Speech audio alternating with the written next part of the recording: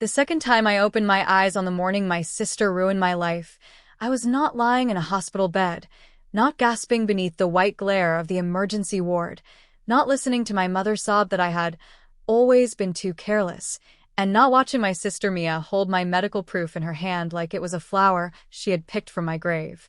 I was in my old bedroom, with the chipped pink wardrobe, the cracked mirror, the soft buzzing of my phone alarm under my pillow, and the sunlight cutting across my desk exactly the way it had on the day everything ended. For 3 full seconds, I thought death had a sense of humor. Then my phone lit up. 6:03 a.m. Tuesday. Clinic appointment. 8:10 a.m. Bring student ID. Referral, original scan. Symptom diary. Do not miss.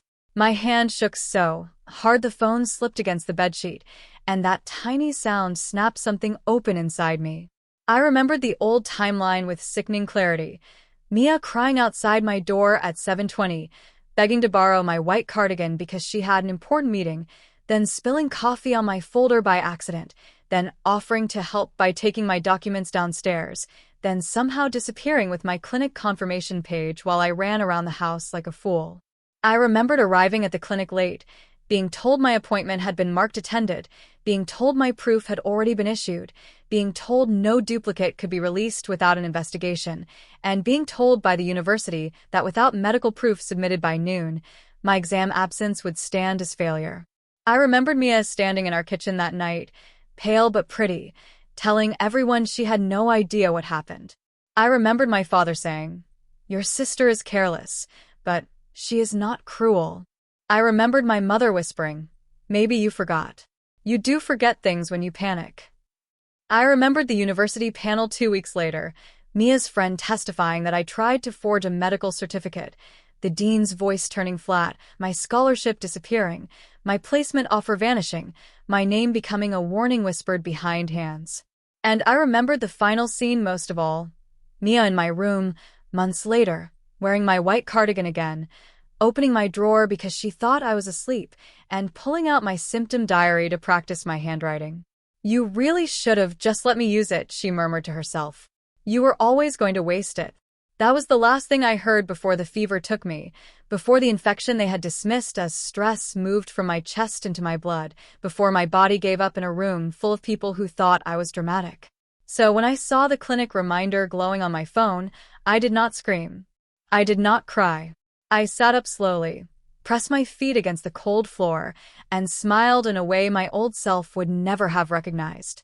The house was quiet. Mia was asleep across the hall, dreaming, maybe, of the proof she had stolen once and planned to steal again. My parents were downstairs, still believing that love meant trusting the loudest daughter and scolding the quiet one. The universe had dragged me back to the exact morning she framed me. Fine. This time, I would not beg anyone to believe me. This time, I would keep the correct clinic appointment. And by noon, my sister would be the one standing empty-handed, explaining why the proof she promised did not exist. I moved like a thief inside my own life, careful, silent, and almost tender with every object I touched, because the first rule of surviving a second chance is never to underestimate the scene that killed you the first time. My room looked innocent, but I knew better. The messy desk, the half-zipped bag, the folder with a blue sticker, the white cardigan hanging over my chair, the symptom diary under my laptop, the referral letter clipped to the front page. Every item was a hook waiting for Mia's fingers. In the old timeline, I had kept everything together because I thought organization protected me. Now I understood organization only helped thieves find what they wanted faster. I pulled the clinic confirmation from the folder and stared at it. My name, Elena Marlowe. Appointment, 8:10 a.m. Clinic Room 4. Dr. Hannah Greer. Reason, respiratory complications, neurological dizziness, attendance impacting symptoms. The paper was so ordinary it almost hurt. One sheet had been the difference between being believed and being buried. I folded it twice and slid it into the inside pocket of my jeans, not my bag, not my folder, not anywhere my sister would think to look. Then I took my student ID and medical card, tucked them inside my phone case, and opened the locked notes app where, in the old timeline, I had written grocery lists and exam dates. This time, I typed a timeline. 6:08. Documents moved. 6:11. Photos taken. 6:13. Video recording started. I photographed every original document, then photographed the empty folder after replacing the real papers with copies I had marked subtly in the corner with a tiny dot of red ink. Not enough for anyone to notice at first glance. Enough for me to prove what was touched. Then came the part that made my pulse slow into something almost peaceful. I printed a second clinic confirmation for my email, but not the real one. I edited nothing illegal, changed no official wording, forged no doctor's signature. I simply printed the old reminder page from the patient portal that displayed the general clinic address, but not the active appointment time. It looked useful to someone who wanted to steal quickly. It was useless to someone who needed proof by noon. I placed that decoy inside the blue folder, clipped it neatly, and left it on the desk exactly where my past self had left the real one. Then I opened my wardrobe and took out the white cardigan. My fingers tightened around the sleeves. In my first life, Mia had asked for it because it made her look soft, harmless, the kind of girl teachers trusted and nurses pitied. She had worn it when she pretended to be me at the clinic desk, hair tucked under a scarf, mask covering half her face, my ID in her palm, her voice lowered because she knew I was shy and easy to imitate. That memory should have made me furious, but instead I laughed once, very quietly. She could have the cardigan. I sprayed the cuffs with the cheap vanilla perfume she always stole from me and laid it over the chair. Then I took a black hoodie from the laundry basket, pulled the hood low, packed my real papers in a flat pouch under my shirt, and slipped my phone into my back pocket with the camera facing the room. It was not a perfect setup, but perfection was for people who had time. Rebirth was not a miracle. Rebirth was a locked door, a stolen key, and a woman who finally remembered the floor plan. At 6:42, the house began to wake in layers. Kettle click, pipe groan, my father's slippers dragging across the kitchen tiles, my mother opening the pantry with her usual irritated sigh, and then, exactly at 7:18, the soft knock on my bedroom door that once sounded like sisterhood and now sounded like a blade being tested against glass. "Ellie," Mia whispered.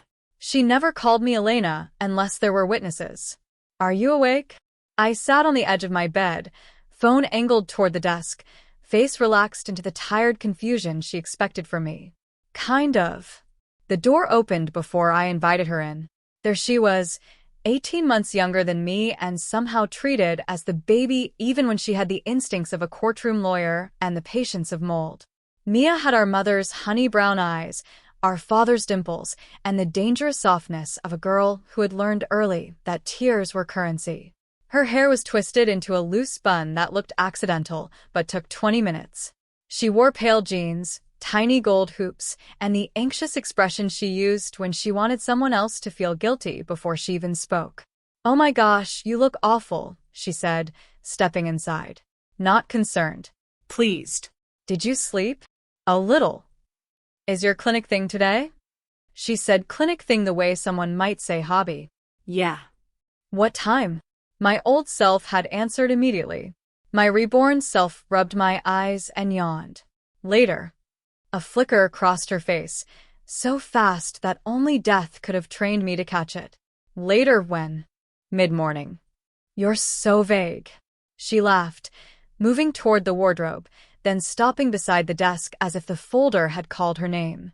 Her eyes dropped to the blue sticker. Her hand twitched.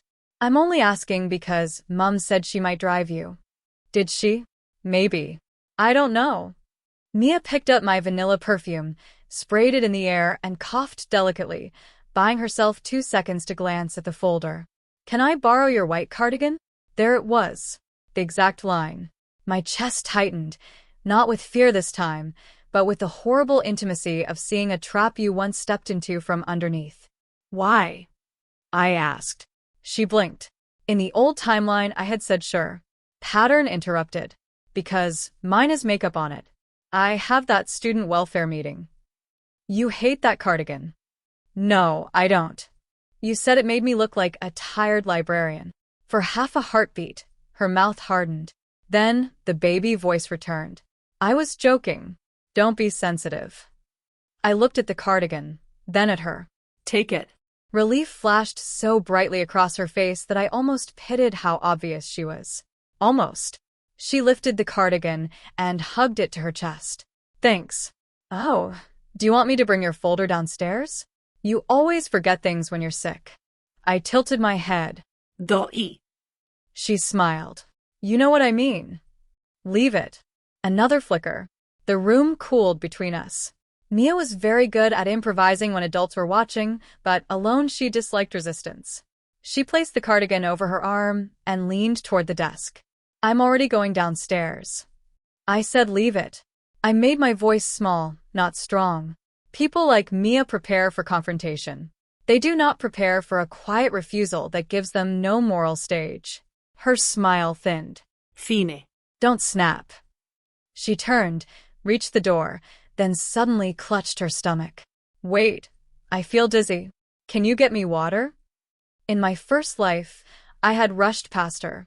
She had used those 12 seconds to take the folder. This time, I stood, walked to the bedside table, picked up the unopened bottle already sitting there, and held it out. Here. Her hand froze mid-performance. For 1 second, my sister looked at me without her mask. It was not fear yet. It was calculation. Then she took the bottle, whispered, "Thanks," and left the room wearing my cardigan and carrying nothing. As soon as the door clicked shut, my phone buzzed. A message from an unknown number. Remember our deal. Need proof before noon, or I'm done. My blood went cold, then hot. Mia was not only stealing my appointment this time. She had promised my medical proof to someone else. That message changed the shape of the morning. In the first timeline, I thought Mia had stolen my proof to sabotage me because she was jealous of my scholarship, my placement, my one narrow road out of our house. But now, staring at that unknown number glowing on my screen, I understood she had been selling pieces of me before she even destroyed me. Need proof before noon, or I'm done. Done with what? Done paying? Done protecting her? Done pretending?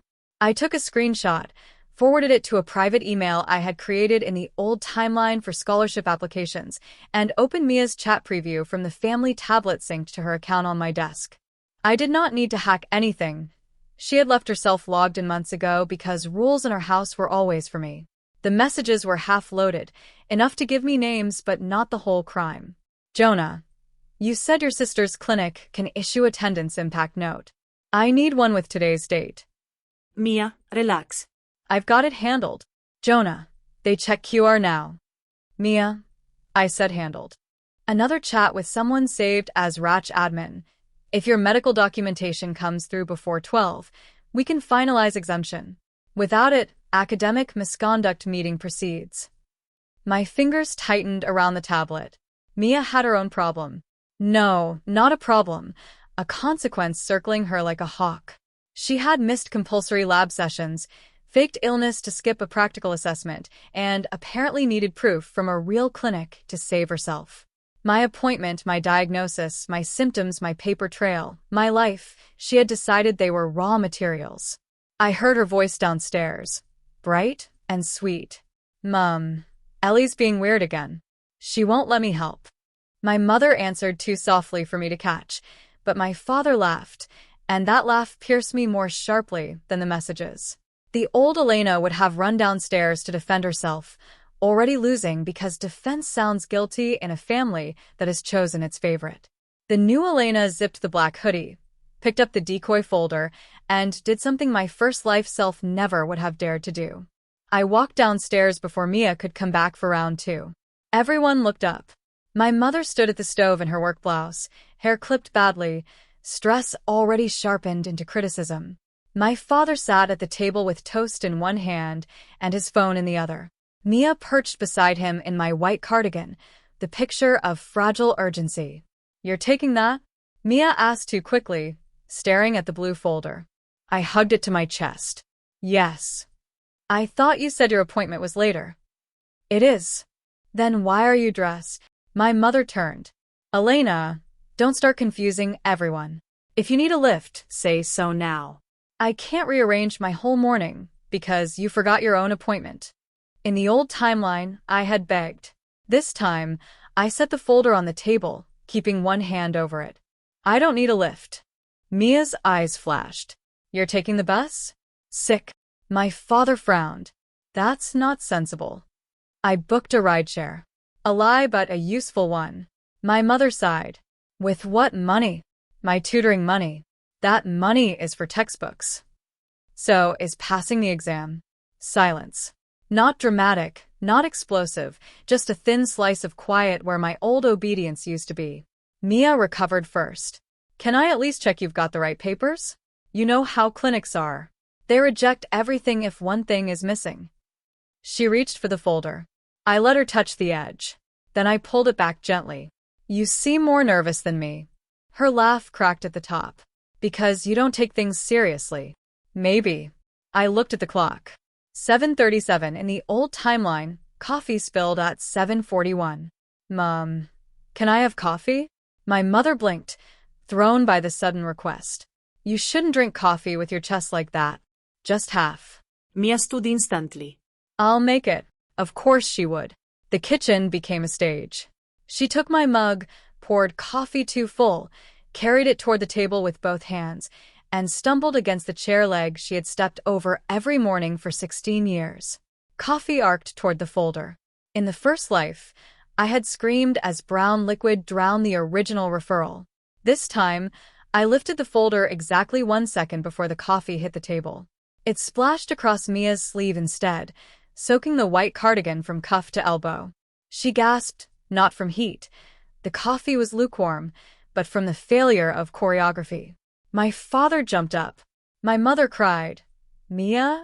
And I, the sick daughter who was supposed to panic, looked at the stains spreading over my own cardigan and said, "Good thing I was holding the folder." Nobody spoke for 5 seconds, and that silence was the first honest thing my family had given me in years. Mia's face turned pink, then red, then helplessly pale as she looked down at the stained sleeve. I tripped, she whispered. My mother grabbed a towel. Of course you did, sweetheart, it's okay. Sweetheart. I nearly laughed. I had once coughed blood into a tissue at this same table and been told not to be dramatic before school. Mia spilled coffee during a failed theft attempt and became sweetheart. My father wiped the table, avoiding my eyes. Elena, don't make that face. What face? Like you think she did it on purpose. I looked at him for a long moment. In the old timeline, I would have denied it, apologized, swallowed my own instincts to keep the peace. Did she? I asked softly. My mother snapped. Enough. Mia's tears arrived on cue, glossy and trembling. I was trying to help. I know, I said, and the words were gentle enough to scare her. You're always trying to help. I picked up the folder, checked my phone, and saw another message from Jonah. Did you get it? Mia's phone buzzed in her pocket at the same time. She flinched. I did not look at it. I wanted her to know I had noticed, without knowing how much I knew. That is how you make a liar start wasting energy on imaginary leaks. I'm leaving, I said. My mother frowned. It's too early. I'd rather wait near the clinic. Mia stepped toward me. I'll come. There it was, less elegant now, desperation pushing through the sugar. My welfare meeting is near campus anyway. The clinic isn't near campus. I can still. No, my father put down the towel. Elena, she's offering support. I said no. My own voice surprised even me. Not loud. Final. Mia's tears stopped too fast. My mother's eyes narrowed. What has gotten into you this morning? Death, I thought. Fever. A ruined hearing. A coffin of paperwork. A sister wearing my cardigan while practicing my signature. But aloud I said, I'm tired. Then I walked out. The air outside was cold enough to sting my lungs, and for a moment my body betrayed me with a coughing fit so violent I had to grip the porch railing. In the old life, this was where doubt would have entered. Maybe I was too sick to handle this. Maybe I should accept help. Maybe Mia was cruel, but not monstrous. But my phone buzzed again, and this time it was from the clinic. Please arrive 10 minutes early. Appointment cannot be transferred. Bring ID for verification. Appointment cannot be transferred. I read that line 3 times and almost smiled. The universe had not saved me with lightning or prophecy. It had saved me with fine print. I turned left instead of right, not toward the bus stop Mia knew, but toward Mrs. Alvarez's house 2 doors down. In my old life, she had attended my funeral in a black scarf and told my mother that girl was always quieter than she deserved to be. Now she opened the door in slippers, hair wrapped in a towel, and blinked at me. Elena. I'm sorry, I said, breathless. Can you call me a taxi from your phone? Mine might be tracked by my family. Her expression changed immediately. Some adults need a full explanation to believe a young woman. Others recognize the shape of fear because they have survived it themselves. Come in, she said. And lock the door behind you. The taxi ride to the clinic felt like traveling through the bones of a life I had already lost. Streets blurred past. The bakery where Mia once cried until I gave her my birthday money. The pharmacy where my mother bought vitamins for her and cough syrup for me only when the school nurse insisted. The bus stop where my father forgot to pick me up after my first scholarship interview because Mia had a dance rehearsal. The campus gates where students would later stare at me like I had forged my own illness for attention. Mrs. Alvarez had not asked many questions. She called the taxi, handed me a scarf, and pressed a small packet of crackers into my palm. You look like you're going to court, she said. Maybe I am. Then keep receipts. That made me laugh, and because laughter shook my chest, I coughed until my eyes watered. The taxi driver glanced at me in the mirror but said nothing.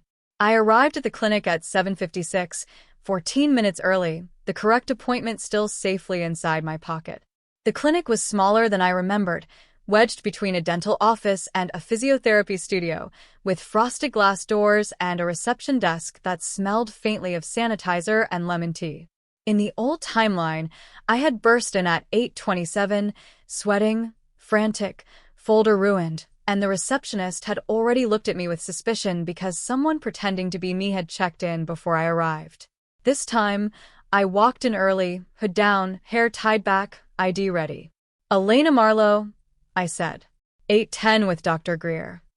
The receptionist, a woman with silver glasses and a tired kindness around her mouth, checked the screen. You're early. Good. Good. Such a small word. It landed in me like a hand on the shoulder. She reached for a clipboard, then paused. We have a note here that your appointment confirmation was viewed from 2 devices this morning. Just confirming, you're the patient. My stomach dropped, but my face stayed calm. Yes. I'm the patient. I have ID, medical card, referral, and previous scan. She compared my face to the card carefully. Thank you. We've had some issues with documentation requests lately. Nothing personal. Actually, I said, I'd like to make it personal. Her brows lifted. I took out my phone and opened the screenshots. Mia's messages, Jonah's demand, the tablet chat, the clinic reminder. My sister may try to access my appointment or request proof under my name. I'm not asking you to do anything outside policy. I just want my file protected, and I want it noted that no documents are to be released to anyone except me, in person, after ID verification. The receptionist's expression lost all softness and became professional steel. One moment, she called another staff member, then a practice manager, then asked if I consented to a security note on my file. I said yes. She asked if I wanted to change my patient portal password from their terminal. I said yes. She asked if I wanted the doctor informed before seeing me. I said yes. Each yes felt like moving furniture against a door. At 8:08, while I sat in the corner under a poster about patient confidentiality, my phone lit with a call from Mia. I let it ring. Then my mother. Then Mia again. Then a message. Where are you? Mom is furious. Another. You took the wrong folder. Another. Ellie, answer me, this is serious. I looked at the decoy folder on my lap and smiled. She thought I had taken the wrong folder because she had checked my room and found nothing worth stealing. Or better, she had opened the decoy and realized it did not contain what she needed. At 8:10 exactly, a nurse called my name. I stood, then stopped because through the frosted clinic door, I saw a figure rush past outside in a stained white cardigan, hair tucked under a scarf, one hand holding a phone, the other gripping what looked like my blue folder. Mia had come anyway, but she was 2 minutes too late to become me. Dr. Hannah Greer was not the cold gatekeeper I remembered from the first timeline. She was a brisk woman in her 40s with sharp eyes, practical shoes, and the deeply controlled patience of someone who had seen too many young patients dismissed as dramatic. In the first life, I had never reached her properly. By the time I was allowed into the room, the system already showed my appointment as used, the notes confused, and my panic had made me look exactly like the kind of student administrators distrust. This time, when I sat across from her, she already knew something was wrong before I said a word. Reception flagged a potential impersonation concern, she said. Before we discuss documentation, I want to confirm, are you safe at home? The question hit too close. My throat tightened. Safe was a word people used for locked doors, working smoke alarms, neighborhoods with streetlights. Nobody used it for dinner tables where your own history could be rewritten before dessert. Not exactly, I said. But I need the medical proof first. Dr. Greer studied me, then nodded once. Then we'll do both. Medical care first, documentation properly, safety planning next. For the first time in either life, an adult put the words in the right order. She examined me thoroughly. Oxygen saturation, blood pressure, chest sounds, neurological checks, the dizzy spells I had charted, the fever pattern I had tracked, the scan from urgent care, the medication that helped for 3 days and then stopped. The old Elena had apologized after every cough, as if illness were rude. This Elena coughed into tissues, answered clearly, and handed over the symptom diary Mia had once stolen. Dr. Greer's face tightened as she read. You should have been followed up sooner. I laughed once, not because it was funny. I know. She looked up. No, I mean clinically. This isn't just exam stress. You have documented respiratory symptoms, recurrent fever, dizziness, and functional impairment. I'm ordering further tests and writing a medical impact statement for today's university deadline. Impact statement. Not excuse. Not favor. Proof. My eyes burned, but I refused to cry yet. Crying before the document was printed felt like celebrating before reaching shore. Outside the room, muffled voices rose. Reception. A familiar pitch. Mia. Dr. Greer paused, eyes moving to the door. Is that your sister? My phone buzzed with a text from my mother. Mia says you stole her appointment details. What is going on? Then from Mia. Stop being selfish. I need it for 1 day. You can book another. My lungs seemed to forget how to work. There it was, naked at last. Not misunderstanding. Not panic. Theft with a schedule. I turned the phone toward Dr. Greer. She read the messages without touching the device. Her expression went still. I'm going to ask your permission to include a note that your medical documentation was requested and collected by you only, verified by ID, and that no third-party release is authorized. Please. The voices outside sharpened. I'm Elena Marlowe, Mia was saying, sweet but strained. I checked in online. My sister gets confused when she's sick. She has my folder. A receptionist answered. Too low to hear. Mia raised her voice. I have a university deadline. If you make me miss it, that's on you. Something inside me went very calm. Pattern interruption. The thief stopped whispering and started threatening. Dr. Greer stood. Stay here. But I stood too. My knees shook, not from fear alone but from fever and adrenaline, yet I walked to the door because some scenes must be witnessed by the person they were meant to erase. When Dr. Greer opened it, the waiting room turned. Mia stood at reception in my stained cardigan, holding the decoy folder, cheeks flushed, eyes wet, looking like a saint betrayed by bureaucracy. The practice manager stood behind the desk with her arms folded. 2 patients pretended not to watch and failed. Mia saw me and froze. Her mouth parted. For 1 perfect second, she looked less like my sister than like a student who had opened an exam paper and found every memorized answer missing. I gave her a small wave. Wrong appointment, I said. Mia recovered quickly because girls like her do not survive on innocence. They survive on speed. Ellie, she gasped, turning the nickname into evidence. Why would you do this to me? The waiting room absorbed the line hungrily. People love a family drama when they are not trapped inside it. My old self would have rushed to explain, but Rebirth had taught me that the first person to over-explain often looks guilty. I said nothing. Dr. Greer stepped beside me. This patient is currently in consultation. Please lower your voice. Mia clutched the folder. I'm the patient. The practice manager said, you provided an ID photo that does not match you. Because I grabbed my sister's wallet by mistake. You also gave a date of birth that is 2 years off. I panicked and requested immediate release of a medical impact statement before being seen. Mia STR spilled. I have anxiety. You're humiliating me. There it was, the pivot from fraud to fragility. I had seen it at home, at school, at every meeting where consequences came close. If Mia felt cornered, she did not deny the wall. She became too delicate for anyone to mention it. Dr. Greer's voice remained even. Nobody is humiliating you. We are applying identity and confidentiality policy.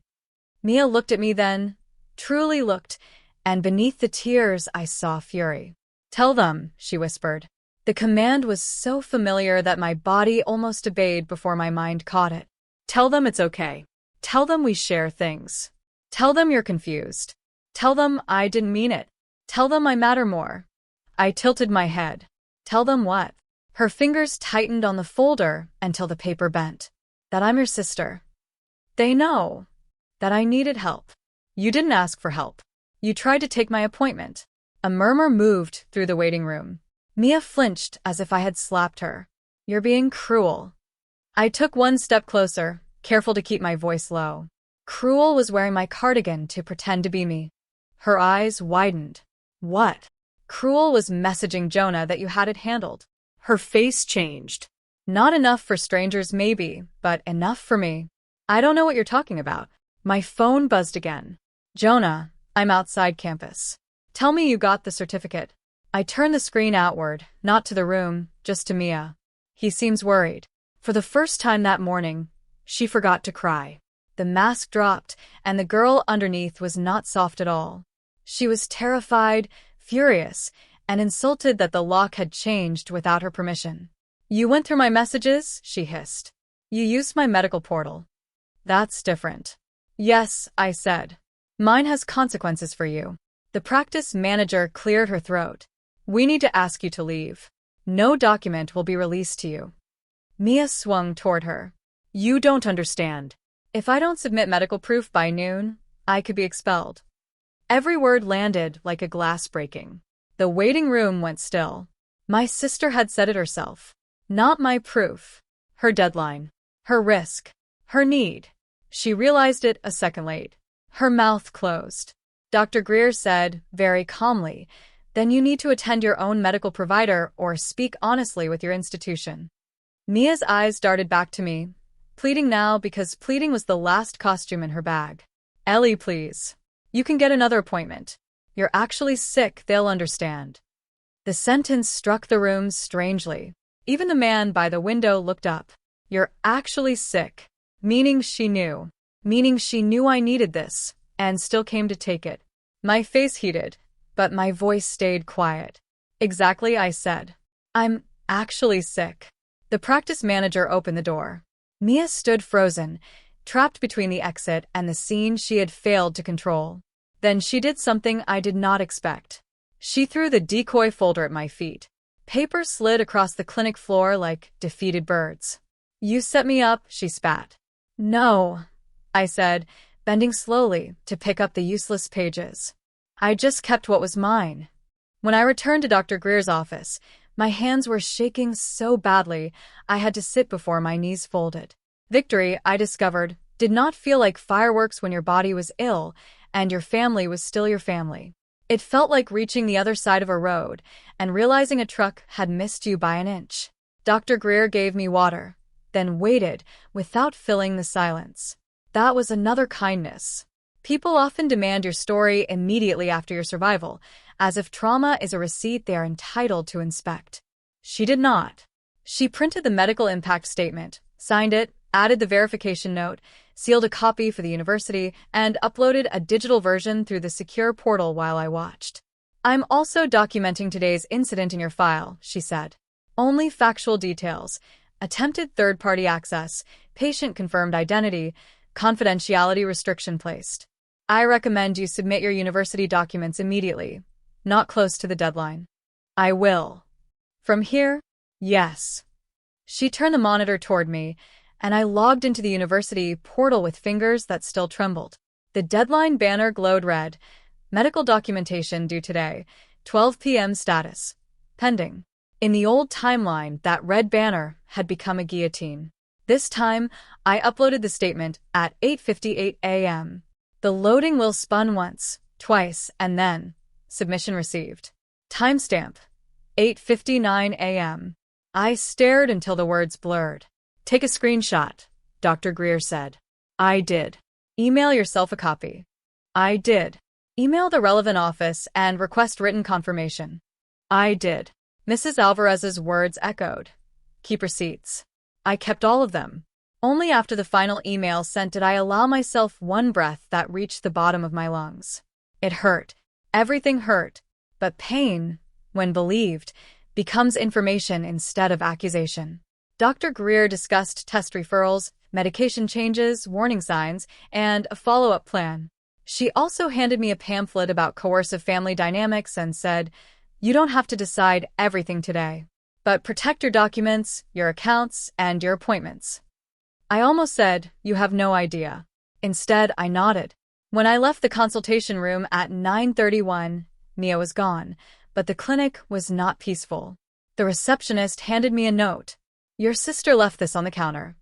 It was folded once, my name written in Mia's pretty rounded handwriting. For a second, the old instinct returned. Open it privately, feel guilty, fix things. Instead, I unfolded it right there. "You think you won, but Mom and Dad will hear what you did." I read it twice, then took a photo and handed it back. "Can you dispose of it?" The receptionist's mouth tightened. "Gladly." Outside, the morning had turned bright, sharp, ordinary. People carried coffees. Buses sighed at the curb. Somewhere, campus clocks were moving toward noon. My phone showed 17 missed calls.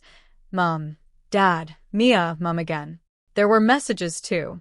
"Where are you? Call me now. Your sister is hysterical. We are not raising selfish girls. Did you accuse Mia in public? What document did you submit? Why is the university calling her?" That last one stopped me. Why is the university calling her? I opened Mia's chat on the tablet remotely through the synced browser, expecting more panic from Jonah. Instead, I saw a new message from Ratch admin. "Mia, your submitted documentation has been flagged. Please attend the Academic Integrity Office at 11:30 a.m. Failure to attend will proceed without your statement." My sister had tried to submit something anyway. Maybe the decoy. Maybe an old certificate. Maybe a doctored screenshot. But without my real proof, her hidden formula was collapsing. The appointment had been the keystone. I had removed it, and now the arch was falling on her head. I did not go home. That may sound obvious, but for the Elena of my first life, home had been gravity. No matter how badly I was treated there, I returned because I believed every argument needed resolution, every misunderstanding needed correction, every parent could be convinced if only the evidence was clear enough. Dying once cured me of that. I went to campus instead.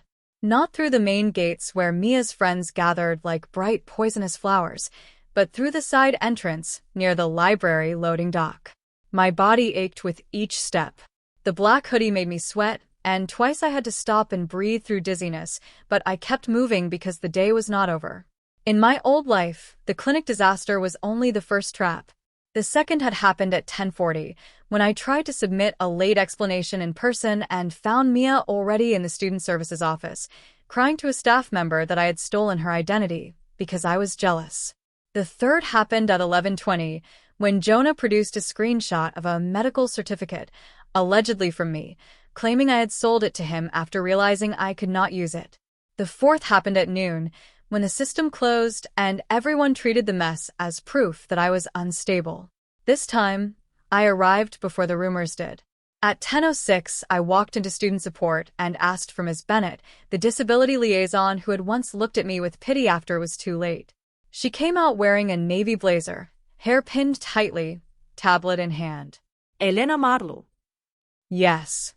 Her expression softened. "We received your documentation. I was about to email confirmation. My knees almost gave way. Can you confirm now, in writing, that it was received before the deadline and verified through the clinic portal? Yes. Is something wrong? I could have minimized. I could have said family issue. I could have protected Mia by instinct, by training, by the ridiculous belief that exposing a sister is worse than being destroyed by one.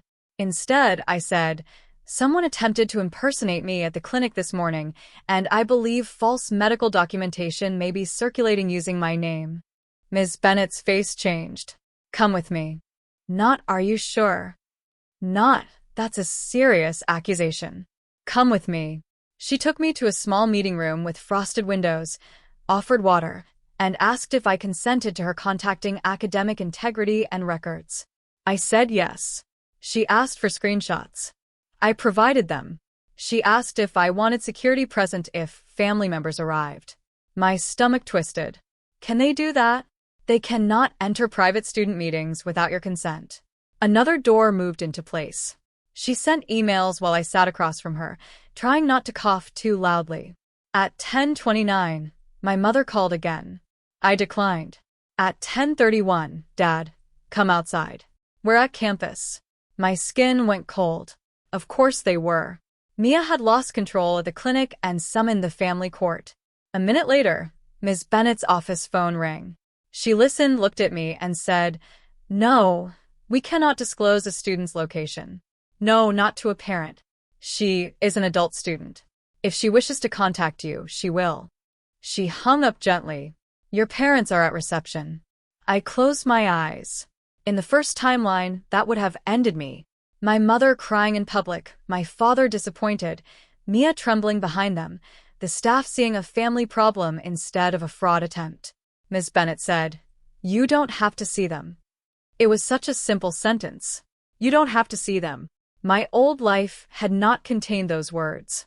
I opened my eyes. I know. Then my phone buzzed with a message from Mia. You better fix this before my meeting or I'll tell them everything. I stared at the screen. Everything. The word glowed like a match in a dark room. What everything? What had she not realized I already knew? I typed back for the first time that morning. Tell them.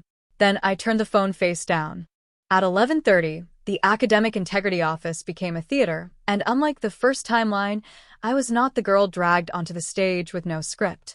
I sat in a conference room beside Ms. Bennett, not as an accused student, but as a protected witness to potential misuse of my medical information.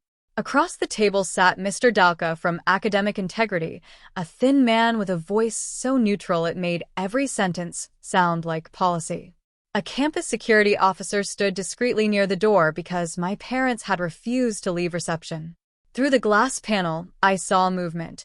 My mother's red cardigan, my father's gray jacket, Mia's pale face turning toward every opening door. Then she entered.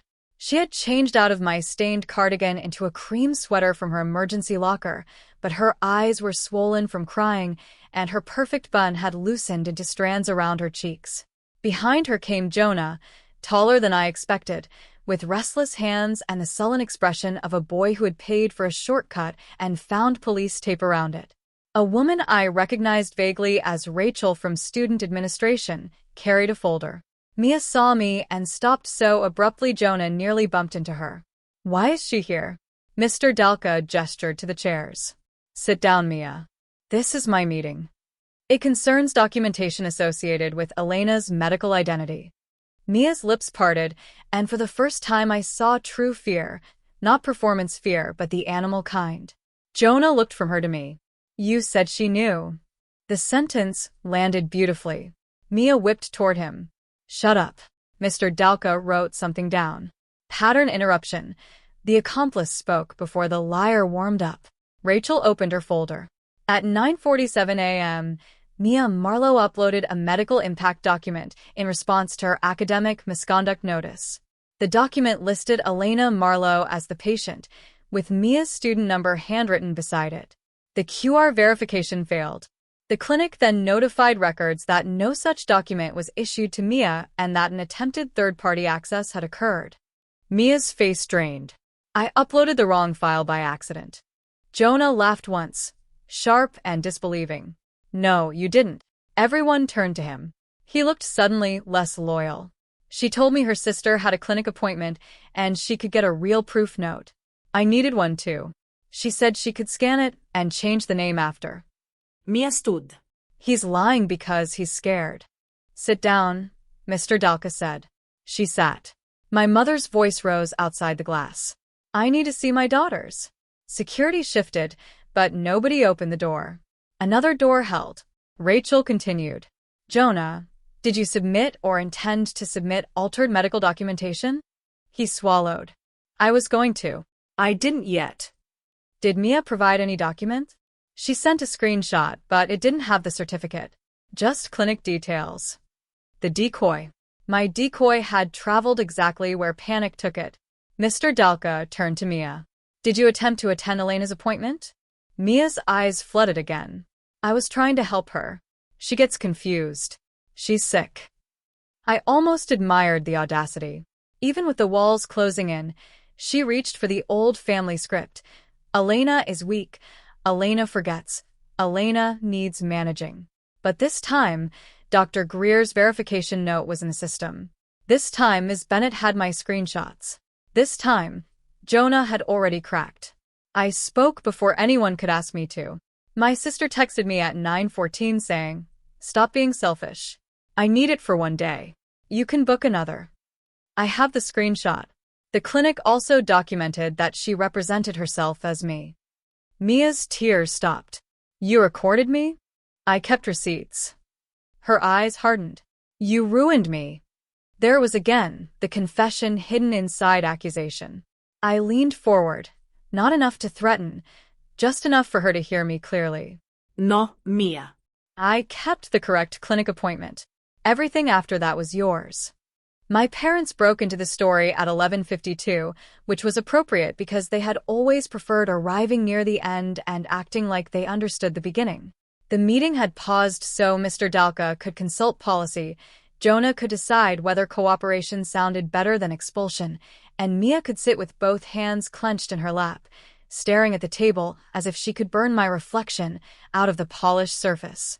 Then the door opened too quickly, and my mother stepped in with the furious entitlement of someone who believed motherhood was a universal access card. What is happening here? She demanded. My father followed, embarrassed, but not enough to stop her. The security officer moved. Ms. Bennett stood. This is a confidential student matter. You need to wait outside. They are my daughters. They are adult students. My mother pointed at me. She is ill. She does not understand what she's doing. The room went quiet, and for one moment I saw the old timeline trying to resurrect itself. There it was, the foundation of every lie Mia had built. Elena is ill, therefore Elena is unreliable. Elena is quiet, therefore Elena can be spoken over. Elena is kind, therefore Elena will forgive theft if forgiveness is demanded loudly enough. I waited for my father to correct her. He did not. He looked at me with tired disappointment, as if I had made the family look messy in front of strangers. Elena, he said, whatever happened, don't destroy your sister over paperwork. Paperwork. My medical proof, my scholarship, my exam standing, my diagnosis, my survival, all reduced to paperwork because Mia was finally the one bleeding consequences. Something old and obedient inside me cracked, not dramatically but cleanly, like a glass shelf giving way after years of wait. Dad, I said, she tried to use my medical condition to fake documentation for an academic misconduct case. He winced, not because of the crime, but because I had said it plainly. My mother turned to Mia. Is that true? Mia's face crumpled. I was scared, and there it was. Not I didn't. I was scared. My mother moved toward her instantly. Oh, sweetheart. The word struck again, but this time it did not wound me. It clarified. My mother was not confused. She simply loved Mia most when Mia needed rescue from consequences. Don't, I said. My mother froze. Excuse me? Don't comfort her like she spilled coffee. Mia flinched at the coffee reference. My mother's face hardened. You have no idea what pressure your sister has been under. I laughed. It came out rough, half cough, half disbelief. I died under pressure. Nobody understood that literally, of course. They thought I meant stress, maybe my fever, maybe drama. But I felt the truth of it through my bones. I died under the pressure of being disbelieved. I died under the pressure of missing proof. I died under the pressure of a family that treated my pain as a resource. My father's voice lowered. You're being theatrical. I turned to Ms. Bennett. I don't consent to them being here. She nodded to security. My mother gasped as if I had slapped her. Elena Marlowe, don't you dare. But the security officer opened the door and said, you need to step out. My father looked at me one last time, waiting for the apology that had always arrived eventually. I gave him nothing. As they were escorted out, Mia whispered, you'll regret this. I looked at the clock above her head. 11:58. No, I said. I already did. Noon arrived without thunder. That was the strangest thing. In the first timeline, noon had felt like the sky closing, the portal locking, the future narrowing into a single red word. Failed. This time, the clock simply changed from 11:59 to 12 o'clock, and my submission remained safely marked received. Mia's deadline, however, did not survive so quietly. At 12:03, Rachel received confirmation that Mia's documentation was invalid. At 12:08, Jonah signed a preliminary statement admitting he had requested false medical proof from Mia and believed she could obtain it through her sister's appointment. At 12:15, Mr. Dalka informed Mia that her academic misconduct case would expand to include attempted misuse of another student's medical identity, suspected document alteration, and attempted unauthorized access to confidential health information. Each phrase landed like a stamp on wet clay. Mia did not cry anymore. She sat very still, the way predators do when the trap has teeth. My mother was still outside, sending messages that lit up my phone one after another. This family can still be saved. Think about what you're doing. Mia could lose everything. We can discuss this at home. You are not innocent either. That last one interested me. I opened it, waiting for the old panic, but felt only a cool, distant curiosity. You are not innocent either. Meaning they were already preparing the balance scale. Mia commits fraud. Elena causes trouble. Mia steals proof. Elena refuses to share. Mia lies. Elena exposes. Same weight, somehow in the family court. I turned the phone off. Mr. Dalka asked me a few final questions. Did I authorize Mia to attend my appointment? No. Did I authorize release of my medical information? No. Did I provide documents to Jonah?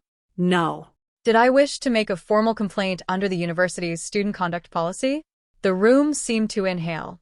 Mia looked at me then, and for a heartbeat, she looked young. Not innocent. Just young. A girl who had gambled with someone else's body and discovered the chips were made of bone. My old self would have mistaken that look for remorse. My reborn self waited for her to speak. Ellie, she whispered. Please. One word. Please. Not sorry. Not I hurt you. Not I knew you were sick and took it anyway. Please, meaning stop the consequence. Please, meaning return to your assigned role. Please, meaning let me climb out over your back one more time. I looked at Mr. Dalka. Yes. I want to make a formal complaint. Mia shut her eyes. My mother's muffled voice rose outside the door, like a storm hitting glass. The complaint took 20 minutes. Dates, times, screenshots, clinic note, messages, decoy folder, coffee incident, attempted impersonation. I did not exaggerate. I did not decorate. I learned something powerful that day. The plain truth, placed in order, can be more devastating than any revenge speech. When it was over, Mia was told not to contact me directly about the matter. Jonah was told the same. My parents were told by security that further disruption could result in removal from campus. And I was given a printed confirmation of my own academic standing, medical documentation received, absence review pending, no misconduct finding against me. No misconduct finding against me. I folded that page and placed it beside the clinic statement inside my pouch, 2 pieces of paper heavier than any inheritance. As I left the room, Mia spoke one last time. You planned this. I stopped at the door. No, I said. You planned it. I remembered. Then I walked out before she could ask what that meant. The afternoon did not give me rest. It gave me exposure, which is different. By 1:10, campus had begun doing what campuses do best, turning fragments into folklore. Someone had seen Mia crying at the clinic. Someone had seen my parents arguing with security. Someone had heard Jonah say, fake certificate, outside academic integrity.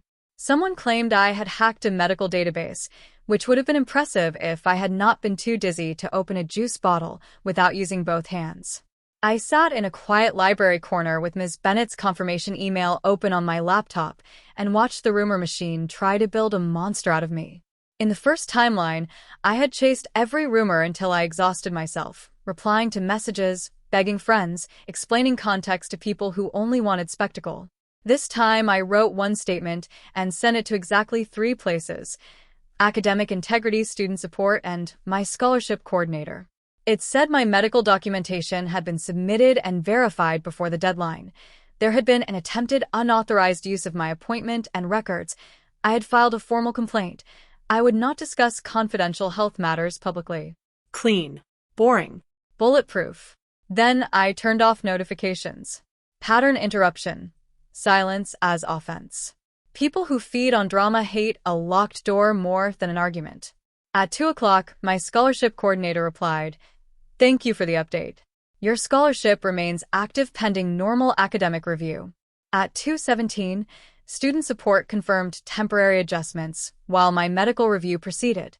At 2:41, Dr. Greer's office sent my test referrals and a reminder to seek urgent care if symptoms escalated. Each message stitched a piece of my future back onto the fabric. But grief moved underneath the relief. I kept seeing my old funeral, not as a supernatural vision but as memory. The cheap white flowers my mother chose because Mia said lilies made her sad. My father telling relatives I had struggled with stress. Mia standing near the coffin with my symptom diary hidden in her bag, already rewriting me. In this life, I was alive, yet everyone who had failed me still existed. That is the cruelty of rebirth stories nobody mentions. You return with knowledge, but not with healed wounds. The people who killed parts of you still smile with the same mouths. At 3:05, Mrs. Alvarez texted from an unknown number because I had used her phone. "Are you safe?" I stared at that message until my eyes blurred. Then I typed, "Safer than this morning." She replied, "Good. Door is open if needed." I did not go there immediately. I went to the campus health bathroom, locked myself in a stall, and cried without making sound, because my body knew the danger had passed before my mind trusted it. I cried for the girl who missed the appointment once. I cried for the girl who thought being believed required perfect behavior. I cried because Mia had said, "You're actually sick," and somehow that hurt more than if she had denied it. She knew. She had always known. She knew when she rolled her eyes at my coughing.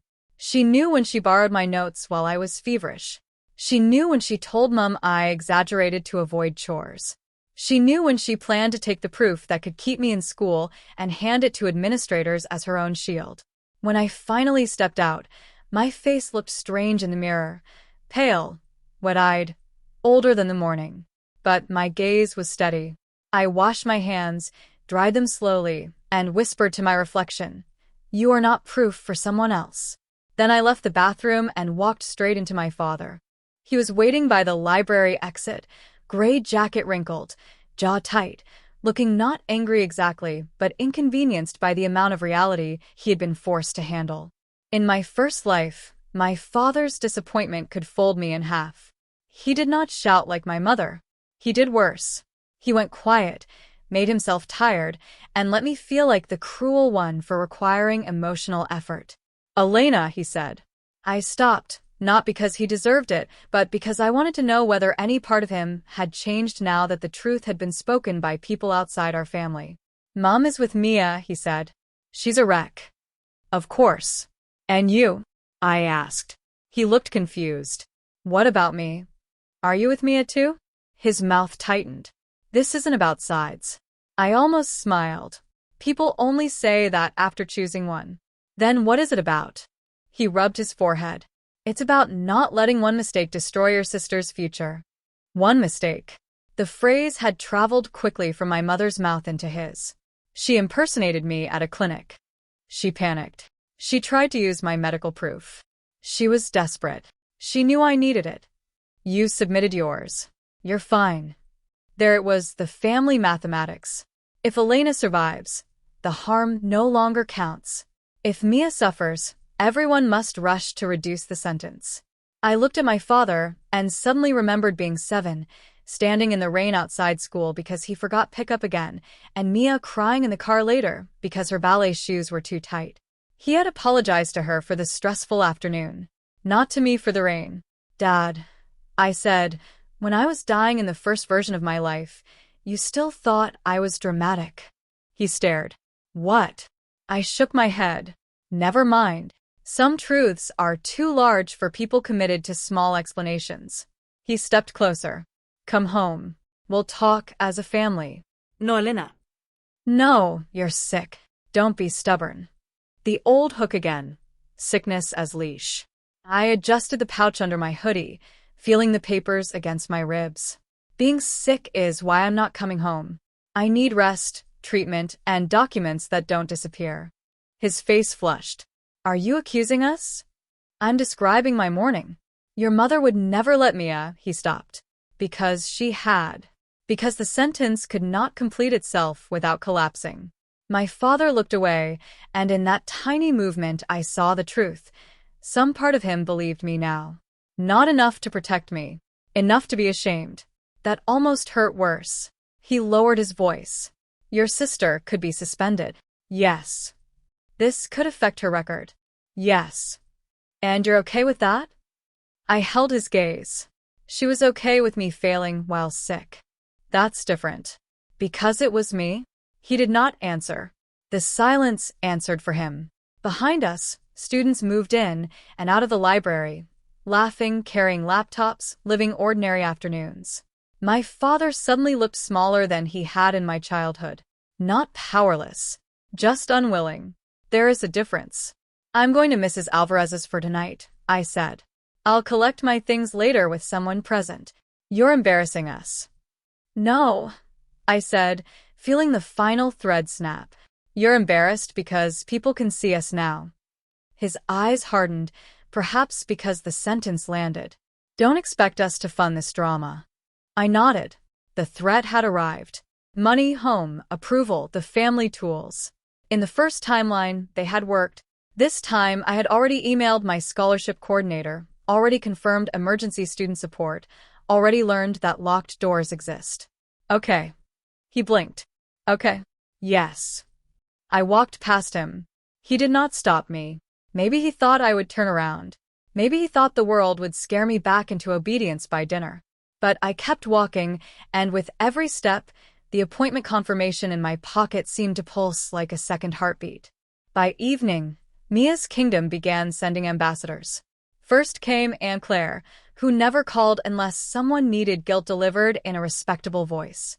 She left a voicemail saying sisters should not involve institutions in private misunderstandings. Then my cousin Nina texted, Mia says you trapped her?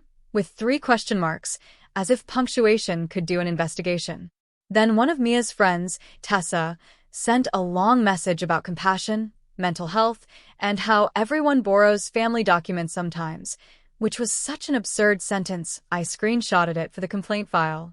I was at Mrs. Alvarez's kitchen table by then, wrapped in a blanket while she made soup without asking whether I deserved it. Her house smelled like garlic, old books, and the kind of peace that comes from adults who close curtains when the evening turns cold. Do not answer flying monkeys, she said, setting a bowl in front of me. They tire themselves if there are no bananas. I laughed so hard I coughed for a minute. She waited, then pushed water toward me. You need a doctor again? Dr. Greer said urgent care if it worsens. Then we watch. We. Such a dangerous, generous word. At 7:30, Ms. Bennett emailed a resource list. Emergency accommodation, student legal advice, counseling, financial assistance. At 8:10, exactly 12 hours after the appointment, the university portal updated my absence status from pending to provisionally approved. I stared at the screen as if it might vanish. Provisionally approved meant my exam attempt could be deferred. It meant my scholarship would not automatically collapse. It meant my future, though bruised, still had doors. I took a screenshot, then another, then emailed them to myself because trauma had turned me into an archivist. At 8:22, Mia finally sent a message that did not perform for anyone else. No emojis. No tears. Just, you don't know what you've done. I replied, I know exactly what I prevented. She typed for a long time. The bubbles appeared, vanished, appeared again. Finally, Jonah is saying I charged him. I stared at the words. Charged him. Money. Not just favor trading. Not just panic. Mia had sold access to my proof. My hands went cold. Another message followed. It wasn't even that much. My breath caught. She had meant to defend herself. Instead, she had opened another door beneath her own feet. I did not reply. I forwarded the messages to Mr. Dalka. Then I set my phone down and pressed both hands to the table. Mrs. Alvarez watched me carefully. Bad. Worse. For you? I thought about that. No. For her. Then eat before reading more. So I ate soup while my sister's hidden business collapsed somewhere across town. It should have felt satisfying, and part of it did. I would be lying if I said I felt only noble relief. There was a dark, bright satisfaction in watching Mia meet the machinery she had tried to feed me into. But beneath it sat something heavier. How many times had she used me before I noticed? How many teachers, friends, offices, deadlines had received polished little lies built from my quietness? How many benefits had she claimed by standing near my shadow and calling it hers? At 9:05, an email from Academic Integrity arrived confirming receipt of additional evidence and instructing me not to engage with involved parties. Involved parties. My sister had become a phrase in an investigation. At 9:40, my mother texted, Mia made mistakes because she was scared of losing everything. You're choosing to lose your family. I read it once. Then I wrote back, slowly. I lost my family the moment my illness became something she could steal and you could excuse. I expected rage. Instead, no reply came. That silence, more than any argument, told me the sentence had found its mark.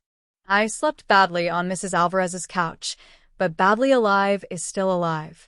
Dreams came in flashes, clinic doors, spilled coffee, Mia wearing my face, my mother calling me selfish over the sound of a heart monitor.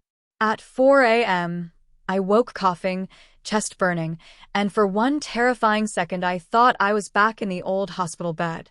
Then Mrs. Alvarez's cat jumped onto my legs, offended by my movement, and reality settled. I was here. The appointment had happened. The proof was submitted. Mia had missed her medical proof today, not me. Morning brought consequences, with the dull efficiency of weather. Dr. Greer called at 8:15 to check symptoms and moved one of my tests earlier after hearing the cough. Student support confirmed emergency accommodation for 3 nights if I needed it. Academic Integrity requested a formal written statement by Friday, with support available. My scholarship coordinator wrote, Please focus on your health. Your funding remains active. I read that line 3 times. Please focus on your health. In my family, health had been treated as an inconvenience unless Mia needed it as an excuse. Seeing it named as a priority felt almost unreal. Around 10 o'clock, my father emailed, not texted, because email made him sound calmer than he was. He wrote that the house was tense, that my mother had cried all night, that Mia was not in a good place, and that while he did not condone what happened, he hoped I would consider mediation before making permanent decisions. He did not say I'm sorry. He did not ask how my appointment went. He did not ask what diagnosis Dr. Greer suspected. He did not ask whether I had somewhere safe to stay. The absence of those questions was its own paragraph. I replied with 3 sentences. I am safe. I will communicate by email only for now. I will collect essentials with a support person present. Then I closed the laptop. The next few days unfolded like a slow excavation. With Ms. Bennett's help, I moved into temporary student accommodation, a small room with a narrow bed, a desk, and a lock that belonged only to me. I collected my essentials from home while Mrs. Alvarez and a campus support officer waited in the hallway. My mother cried loudly enough for neighbors. Mia stayed in her room, but I felt her listening through the door like heat through metal. My father carried one box to the car and said, "This has gone too far." I said, "Yes." It went too far when she went to the clinic. He had no answer. In my bedroom, I found 3 things missing: an old USB drive, a folder of past medical notes, and the original symptom diary from 2 years earlier. But this time I noticed immediately. This time, I listed them in an email. This time, missing items became evidence, not private confusion. Under my mattress, I found something Mia had not found: a letter my old self had written after the first university warning in the old timeline. That should have been impossible because this timeline had not reached that date, but Rebirth is not tidy. The paper was folded into a square, the ink slightly smudged. "Dear future me," it began, "if there is one." I sat on the floor of my half-empty room and read words written by a girl who had not known she would die, but had already begun disappearing. She wrote that she was tired of proving pain. She wrote that Mia always won because Mia never hesitated. She wrote that if anyone ever believed her, she hoped they would not be too late. I folded the letter and placed it inside my pouch with a clinic proof. "Not too late," I whispered. Outside the door, the floor creaked. Mia. I stood. She did not knock. She spoke through the wood, voice low enough that only I could hear. "You think evidence makes you safe?" My hand tightened around the pouch. "Safer than trusting you." A pause. Then, softly, viciously, "You should have stayed dead tired, Ellie." The words were not a confession anyone else could understand, but they chilled me to the bone. I opened the door. Mia stood there, eyes dry, face calm, mask gone. "What did you say?" I asked. She smiled. "I said you should have stayed tired." But I had already started recording. That recording became the thread that unraveled the part of Mia even my evidence had not reached. Not because she mentioned death, she had covered herself quickly, but because she kept talking. Rage makes people careless, and Mia had been forced to swallow an entire day of consequences without applause.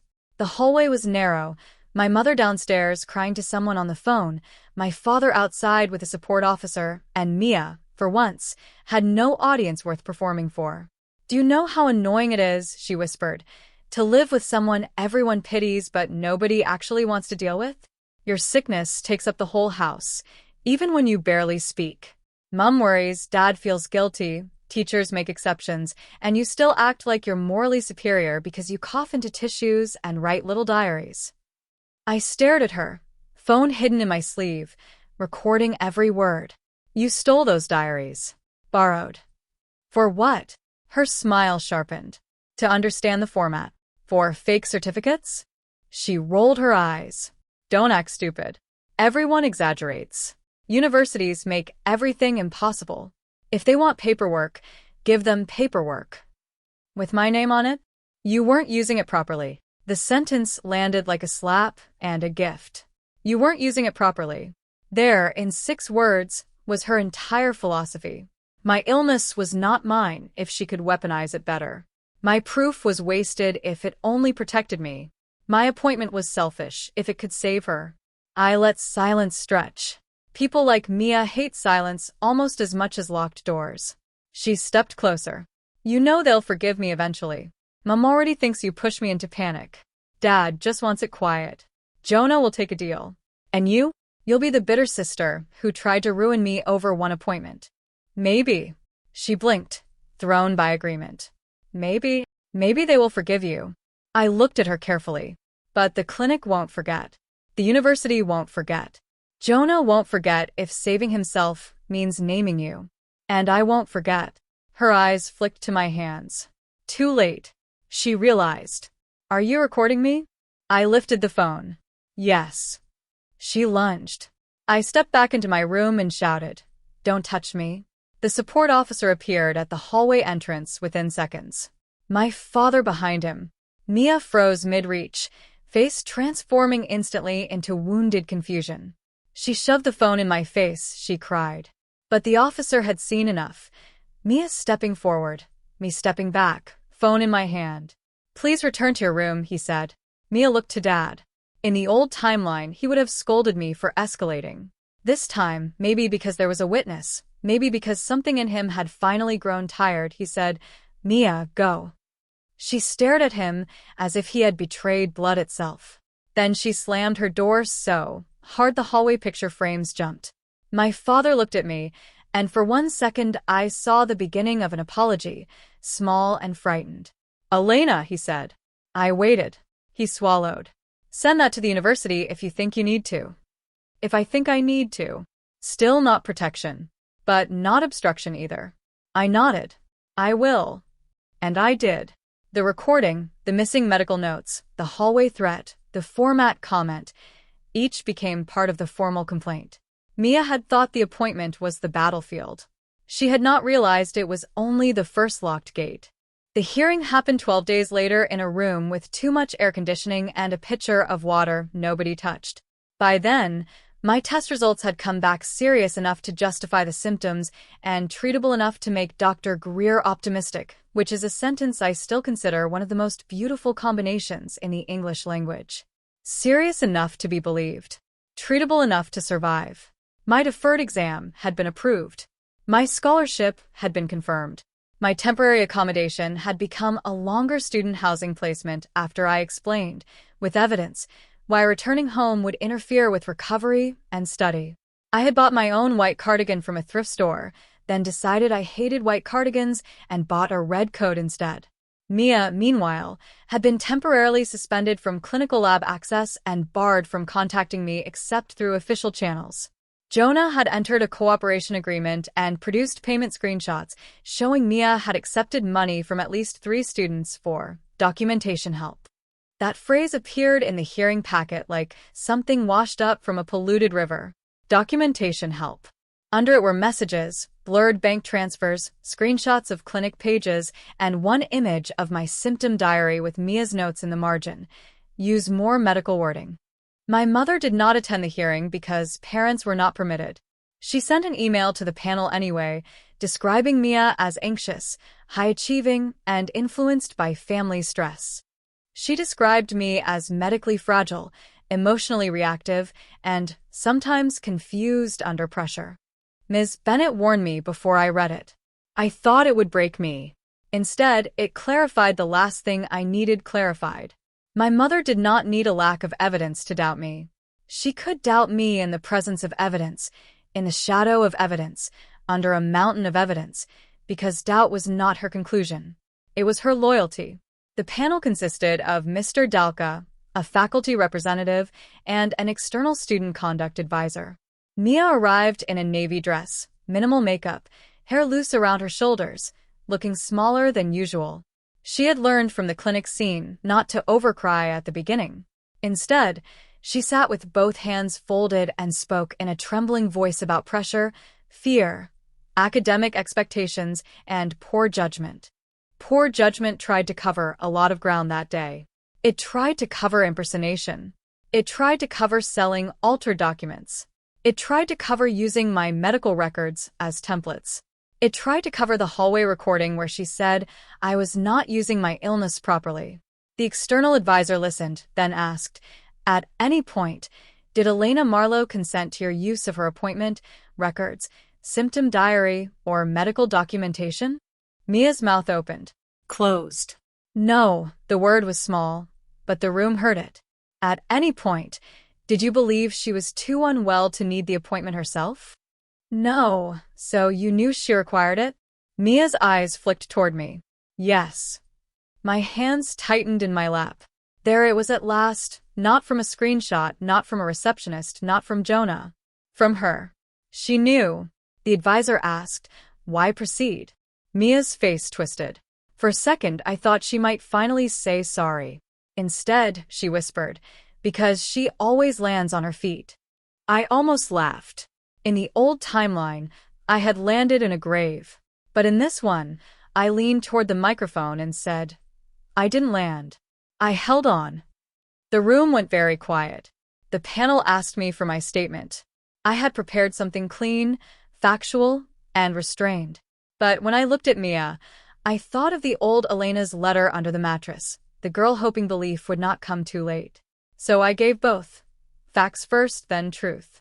I described the appointment, the attempted impersonation, the stolen diary, the messages, the impact on my health and academic standing. Then I said, for years, my illness was treated as an inconvenience unless someone else could benefit from it. This was not one mistake. It was a pattern that became visible because, for once, I protected the document before it disappeared. Nobody interrupted. Even Mia looked down. The outcome did not come that day because institutions move slower than consequences in stories. But when it arrived 3 weeks later, it was written in careful language that still managed to feel like a door closing. Mia was found responsible for attempting to obtain and misuse another student's confidential medical documentation, submitting invalid documentation in her own academic matter, facilitating potential document falsification for other students, and breaching student conduct standards. Her suspension would last 2 terms. Her academic misconduct case would remain on record. She would be required to complete ethics training before return, repay improper funds identified in the investigation, and remain under a no-contact directive regarding me. Jonah received a lesser penalty for cooperation but still failed the assessment he had tried to escape. The other students received warnings or investigations depending on what they had submitted. The clinic sent me a formal letter confirming strength and security on my patient file. Dr. Greer adjusted my treatment plan and slowly, almost suspiciously, my body began to improve. Not magically. Not like stories where justice cures infection. I still coughed. I still got dizzy. I still missed mornings to blood tests and afternoons to sleep. But I was believed now, and belief changed the treatment of pain. It turned symptoms into data, weakness into accommodation, rest into responsibility. My family reacted exactly as people react when the mirror refuses to flatter them. My mother called the outcome excessive. Aunt Claire said I had allowed strangers to judge blood. My father sent one email that began with, "I'm sorry things happen this way," which is not an apology, but at least admits things happened. Mia sent nothing because she was not allowed to, but once outside a grocery store near campus, I saw her across the street. She looked thinner, hair tucked under a cap, no audience around her. For a heartbeat, our eyes met. The old script rose between us like a ghost. She would look wounded. I would feel guilty. The world would tilt back toward her. But she did not perform. She only looked at me with a hatred so tired it almost resembled grief. Then she turned away. I thought I would feel triumphant. Instead, I felt free, which is quieter and more useful. By the end of term, I sat my deferred exam in a small room with a clock that worked, a bottle of water, and an invigilator who checked on me without pity. The paper was difficult. Halfway through, dizziness shimmered at the edge of my vision, and for one terrifying second, I smelled clinic sanitizer instead of exam room dust. I put my pen down, breathed the way Dr. Greer taught me, and touched the red coat folded over the chair beside me. Not a lucky object. A chosen one. Then I continued. When results came out, I passed. Not perfectly. Not spectacularly. Passed. The word looked plain on the screen, almost boring. I loved it so much I took a screenshot, emailed it to myself, printed it, and placed it in a folder with the clinic proof, the university confirmation, the hearing outcome, and the old letter from the girl who hoped someone would believe her before it was too late. At the front of that folder, I wrote one sentence. I kept the appointment. A year after the Rebirth morning, I walked past the clinic on my way to a placement interview. Not because I needed to go in, but because the bus route stopped there, and for once the sight of the frosted glass doors did not make my chest tighten. The dental office had changed its sign. The physiotherapy studio had painted its window frames blue. The clinic still smelled faintly of sanitizer when someone opened the door, and a woman in a green coat hurried out holding a sealed envelope against her chest with the fierce protectiveness of someone carrying proof. I wanted to tell her to photograph it, email it, keep receipts, trust locked doors. I did not. Everyone deserves to move through a morning without a stranger handing them trauma instructions. Instead, I sat at the bus stop and watched my reflection in the clinic window, healthier, not healed, stronger, not hardened, alone, but no longer abandoned. My phone buzzed. An email from my father. I almost ignored it. Then I opened it because avoidance and boundaries are not the same thing. He wrote that Mia had taken a leave from university after her suspension, that she was working part-time, that my mother still struggled to understand my choices, that he hoped one day we could have dinner. At the bottom, after a blank line, he wrote, "I should have asked if you were okay that day. I am sorry I didn't." I read that sentence for a long time. It was late. It was small. It did not undo anything. But it was the first honest apology I had ever received from him, and honesty, even late, deserves to be recognized without being allowed to purchase immediate access. I replied, "Thank you for saying that. I'm not ready for dinner. I'll let you know when I am." Then I put the phone away. The bus arrived. As I stepped on, I remembered the old timeline one last time, not as a wound opening, but as a shadow passing behind glass. That Elena had run through the morning losing pieces: cardigan, folder, appointment, proof, reputation, health, future. This Elena had woken up in the same room and changed almost nothing visible at first. She moved one paper, hid one card, took one taxi, Said one no. arrived 14 minutes early. But sometimes a life does not need a dramatic revolution to escape its destroyer. Sometimes it needs the correct appointment kept by the correct woman at the correct time. Mia missed her medical proof that day because it had never belonged to her. She missed the deadline because theft is not preparation. She missed the rescue because I stopped mistaking surrender for kindness. And me? I made my appointment. I submitted my proof. I lived long enough to become inconvenient in a way nobody could dismiss. That is the part one would say if this were a confession or a warning or a story whispered to any girl whose pain has been borrowed by someone louder. Keep the document, keep the receipt, keep the door locked, keep your name attached to your own survival. The world may still ask you to be generous with pieces of yourself that took everything to protect. Smile if you want. Be polite if you must. But when the hand reaches for what can save you, close your fingers first. I did. And the second time my sister tried to walk into a clinic wearing my life, she found out the appointment had already been claimed.